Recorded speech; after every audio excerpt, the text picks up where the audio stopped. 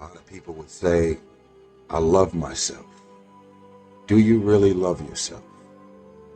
Are the things that you're doing and the people that you're hanging out with and the places and the circles that you're traveling in, does that reflect a person that actually loves himself? If you love yourself, why would you fuck with those type of people? You know what they're saying about you behind your back. You know that they don't like you. And because you're so desperate to have people around you, you continue to go back. Not preaching separatism. I want a bunch of people to just be alone. I'm saying you are old enough and mature enough to understand the difference in good people and bad people. You want to begin to get all the toxic people out of your life. Toxic relationships are relationships with people that always criticize you. All they can do is just exploit your weaknesses. All they can do is remind you of the mistakes that you've made in the past. Toxic people can run your blood pressure up. I know people whose lives have been ruined because somebody wasn't good for them. You cannot expect yourself to feel good about your day when you're including negative and dysfunctional people in your day. You run around with losers, you will end up a loser. Unconsciously, you will pick up their ways, you'll pick up their habits, you'll pick up, most importantly, their attitude about life. If you're around cynical, negative people all the time, you will become cynical and negative. So you got to watch yourself. Many of us are living out the lives of other people, living out their conclusions, living out of their consciousness. Align yourself with people that can encourage you, people that can empower you, people that you can learn from, people that you can grow from. That's very important. See, if you have people around you that can contribute to your growth, see, it's easy to be on the bottom. It doesn't take any effort to be a loser. It doesn't take any motivation, any drive in order to stay down there on a low level. But it calls on everything in you, ladies and gentlemen. You have to harness your will to say, I'm going to challenge myself. Sometimes I have to pull myself out of bed and say, come on, Les. Things I know I should do, I don't do. Things I shouldn't do, I do. Don't wake up in the morning and negativity, dysfunction, problems, and issues just randomly pop up.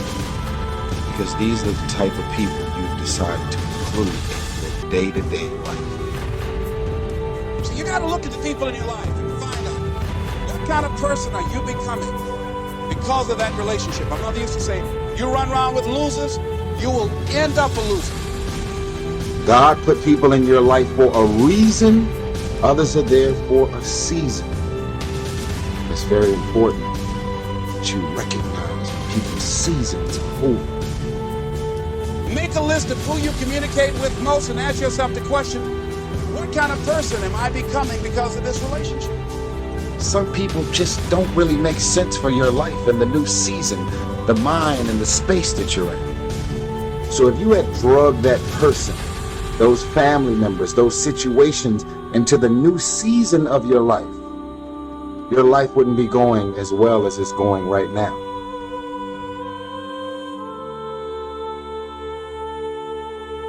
My mother being a Sunday school teacher, teaching me about prayer and God, that was really helpful to me, you know. I mean, if you really want to be successful, you gotta have a lot of dog in you. You gotta be mean sometimes, because life ain't fair. Life is hard, man. It is not fair. Like you have happen to you that just, you go, man, why this happened? Because life ain't fair. But life ain't fair to nobody. You just gotta fight through, man. You gotta bite back sometimes.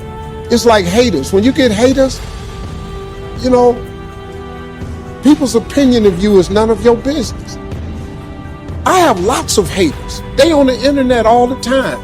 But who are they though? So I don't give them no energy. I give haters no energy. Steve ain't this, he think he this. You don't even know me.